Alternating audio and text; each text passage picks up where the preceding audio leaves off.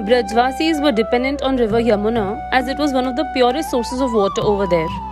But it soon turned infectious, to an extent that its color changed from blue to black. Anyone who drank its water died. It got so terrifying that even going near Yamuna river also became risky. This caused a lot of trouble for people of Vrindavan. On identifying, they found that one of the deadliest snake, Kaliya Nag, along with his wives, had come over there to stay. Actually, before coming to Vrindavan, Kaliya Nag used to reside in Ramanka Dvipa of the Yamuna river. But due to Garud Maharaj, who is a vehicle of Lord Vishnu, he shifted to eastern side of Yamuna.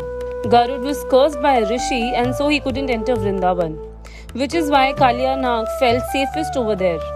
Kaliya Nag was so deadly that the aquatic life and trees inside began to die, and the trees around also had started to dry out. Looking at the residents being sick and listening to the troubles caused by Kaliya, Balkrishna had decided to keep Kaliya Nag in check. So one fine day, Krishnaji took his friends towards eastern side of Yamuna for playing. The kids started to play handball and then Krishna threw the ball straight into Yamuna river where Kaliya Nag was staying. Scared of Kaliya's poison, every kid thought of forgetting the ball. But Madhumangal, who was influenced by Krishna's Maya, kept crying over his ball.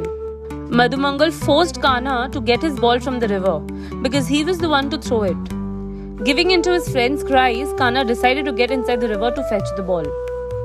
While this all seemed like a child's play, Krishnaji had a bigger plan to get deep into the water and teach Kaliya a lesson.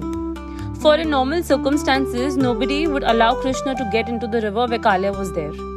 जैसे ही Krishna jumped into river, Kaliya नाग ने देखा एक छोटा बच्चा आया है and he tried to grab Krishna with his tail. But little Krishna was too fast for him to catch. Krishna played with him for a little while and then dragged him straight to the shore where all residents of Vrindavan had gathered. Shri Krishna jumped on Kaliya's head and started dancing over there. During this cosmic dance, Krishna carried the weight of entire universe under his little feet. Kaliya Nag understood that he was almighty and no ordinary boy, and couldn't withstand Kana's pressure. He started bleeding and crying for mercy. His wife saw everything and feared Kaliya's death. They prayed Krishnaji to forgive Kaliya and told him that due to Garud Maharaj they had shifted over there. Krishna Bhagwan heard their genuine prayers and told them to leave Vrindavan at once if they want mercy. He also told them that the footprints of Krishnaji on Kaliya's head will not allow Garud to trouble them. With this Leela, Shri Krishna clearly shows that he will not let his devotees be troubled by any troublemakers.